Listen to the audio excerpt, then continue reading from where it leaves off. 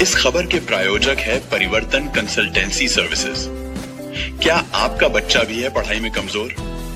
आपके बच्चे को दीजिए मिड ब्रेन एक्टिवेशन कोर्स का तोहफा।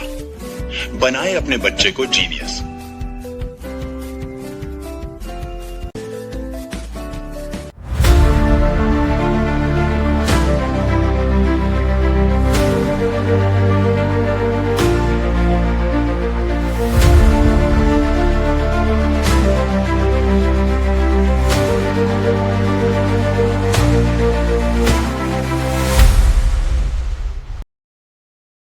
નમસ્તે દર્શકો, તમારી પોતાની KMS ન્યૂઝ ચેનલમાં આપનું ખૂબ ખૂબ સ્વાગત છે।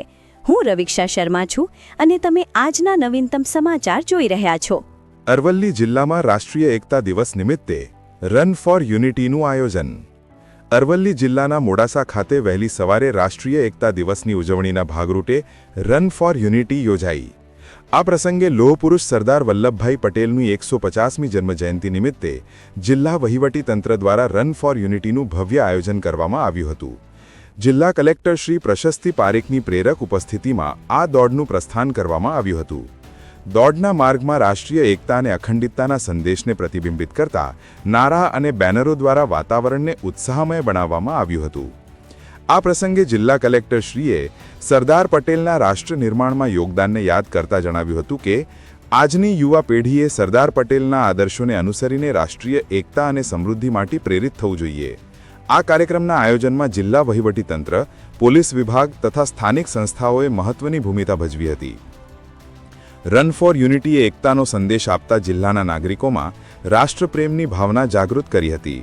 આ કાર્યક્રમમાં નગરપાલિકા પ્રમુખશ્રી, જિલ્લા વિકાસ અધિકારીશ્રી, નાયબ પોલીસ અધિક્ષકશ્રી મામલતદાર મોડાસા, રમતગમત અધિકારીશ્રી, પોલીસ વિભાગના અધિકારીઓ, કર્મચારીઓ તેમજ મોટી સંખ્યામાં નાગરિકો, યુવાનો, વિદ્યાર્થીઓ અને મહિલાઓએ ઉત્સાહપૂર્વક ભાગ લીધો હતો।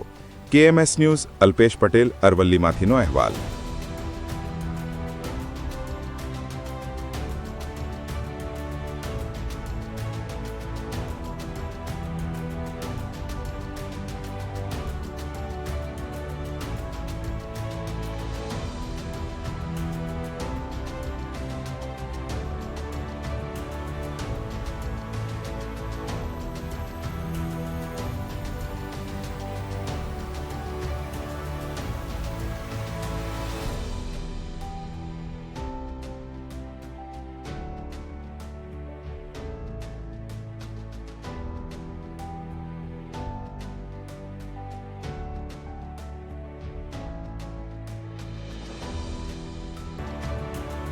તમને આ સમાચાર કેવા લાગ્યા?